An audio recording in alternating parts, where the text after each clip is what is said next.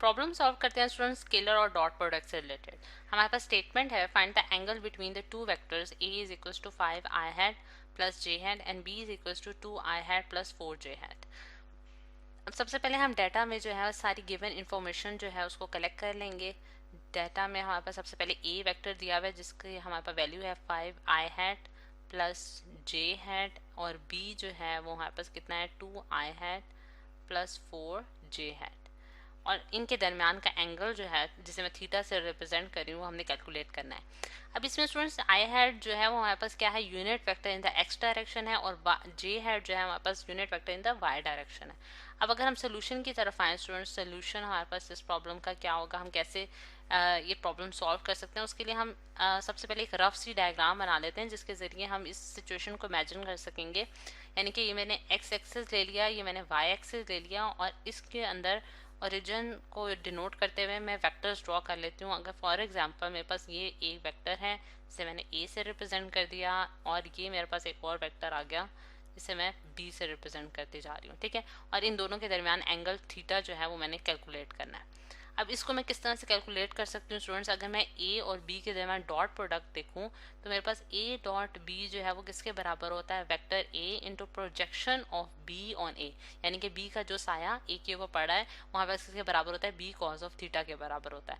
यानी कि हमारे पास जैसा हमने रेक्टेंगुलर कंपोनेंट्स में देखा था कि हम किस तरह से उसके कंपोनेंट्स निकालते हैं, तो ये हमारे पास वो कंपोनेंट है जो कि बी का कंपोनेंट जो कि ए के ऊपर आ रहा है, यानी कि बी कॉज ऑफ थीटा। अच्छा, अब a डॉट b जो है उसकी वैल्यू हमारे पास a b cause of theta के बराबर होती है, जिसमें a और b यहाँ हमारे पास वेक्टर्स हैं और ये हमारे पास क्या है, मैग्नीट्यूड्स हैं, ठीक है। और ये जो थीटा एंगल है ये हमारे पास इन दो वेक्टर्स के दरमियान का एंगल है। अब यही एंगल जो है वो हम कैलकुलेट करना चाहते हैं, क्योंकि तो इस तरह से मैं ये एंगल जो है वो आसानी से निकाल सकती हूँ। यानी कि कॉज ऑफ थीटा मेरे पास किसके बराबर होगा students, a vector dot b vector whole divided by magnitude of a into magnitude of b। यानी कि यही चीज़ मैंने यहाँ लिख दी है। यहाँ बार्स भी आप लगा सकते हैं, यानी कि ये हमारे पास मैग्नीट्यूड को शो कर रही होंगी, सही। अच्छा, अब अगर हम देखें इसमें इस कॉज ऑफ थीटा निकालने के लिए जो हमें टर्म्स रिक्वायर्ड है उनको वन बाय वन हम कैलकुलेट करेंगे। सबसे पहले अगर a डॉट b अगर मैं निकालूँ तो सब a हमारे पास वेक्टर जो है वो किसके बराबर है, 5 i hat plus j hat into dot product हमने इसका किसके साथ लेना है, b के साथ, जो कि हमारे पास किसके बराबर है, 2 i hat plus plus plus 4 J hat. अच्छा, अब इसको जब हम ब्रैकेट को ओपन करेंगे स्टूडेंट्स तो मैं हर टर्म को सेकेंड वाली ब्रैकेट के हर टर्म के साथ मल्टीप्लाई करूंगी। यानी कि 2 5 हमारे पास 10 आ जाएगा into i hat dot I hat, ठीक। और फिर उसके बाद 5 मल्टीप्लाई बाय 4 कितना होता है हमारे पास, plus 4 5 20 into i hat dot j hat, plus हमारे पास यहाँ ये वाली टर्म को मैं इसे टर्म में तो 2 आ जाएगा हमारे पास जे हैट डॉट आई हैट, और प्लस हमारे पास आ जाता है 4 इंटू जे हैट डॉट जे हैट। अच्छा, अब ये जो स्टूडेंट्स जिस तरह से मैंने आपको बताया कि हमारे पास आई और जे जो हैं ये यूनिट वेक्टर्स हैं, ठीक है। और ये म्यूचुअली परपेंडिकुलर वेक्टर्स हैं, यानी कि जो है क्योंकि हम जानते हैं कि ये रेक्टेंगुलर कोऑर्डिनेट्स के यूनिट वेक्टर्स हैं हमारे पास एक्स और वाई के, तो इस वजह से ये इनके दरमियान जो एंगल होता है ये हमारे पास 90 का होता है। अब अगर हम आई और आई के दरमियान देखें एंगल तो वो क्या होगा, 0 एंगल होगा, क्योंकि ये आपस में पैरेलल है।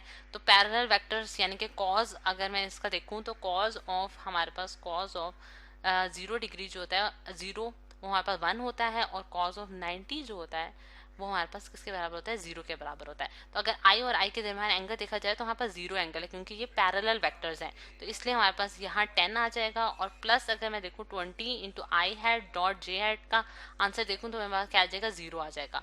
और प्लस ये टर्म भी हमारे पास 0 के बराबर हो जाएगी, क्योंकि इसमें भी हमारे पास जे आई के साथ डॉट प्रोडक्ट लिया जा रहा है उसका, और प्लस 4 और आई जे हैट डॉट जे हैट जो है हमारे पास अगेन 1 आंसर दे देगा।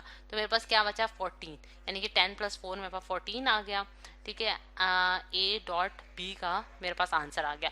और ये भी हम जानते हैं कि ए डॉट बी जो है दो वेक्टर्स का जब हम डॉट प्रोडक्ट लेते हैं तो हमारे पास एक स्केलर टर्म आती है, ये भी हमने लेक्चर में जो है वो पढ़ा था। अब अगर हम अब हमने क्या सेकंड चीज़ हमने क्या निकालनी है कि ए और बी के वेक्टर्स के मैग्नीट्यूड्स निकालने हैं, ठीक है। यानी कि वेक्टर ए का मैग्नीट्यूड हम किस तरह से निकाल सकते हैं, कैलकुलेट कर सकते हैं। मैं उसकी 5 का स्क्वायर पाइथागोरस थ्योरम यूज़ करते हुए +1 का whole square is equal to under the root 5 5 सा 25 +1, मेरे पास कितना होगा अंडर द रूट 26, सही। और सिमिलरली बी वेक्टर का मैग्नीट्यूड भी मैं आसानी से निकाल सकती हूँ, और वो कैसे आएगा, एक्स कंपोनेंट का मेरे पास जो कोफिशिएंट है उसका स्क्वायर प्लस वाई वेक्टर के कोफिशिएंट का होल स्क्वायर और अंडर रूट, ठीक है।